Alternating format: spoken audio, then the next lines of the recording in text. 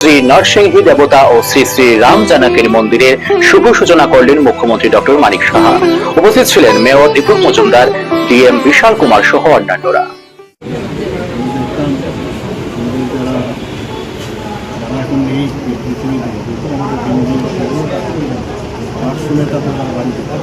মাঝে মাঝে ছোটোবেলা আমরা আসতাম, এসে আমাদেরকে নিয়ে যেতাম। এখন এলাকা যারা আছেন তাদের জন্য এটা স্পিরিচুয়াল সেন্টার আমি মনে করি খুব সুন্দরই হয়েছে। আপনারাও দেখেছেন, দেখে যারা রক্ষণাবেক্ষণ করবেন তারা যেন এটাকে সুন্দরভাবে দেখে রাখেন।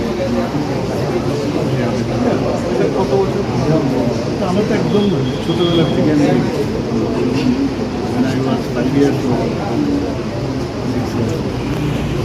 বুঝতে পারছেন আমার বয়স যদি এখন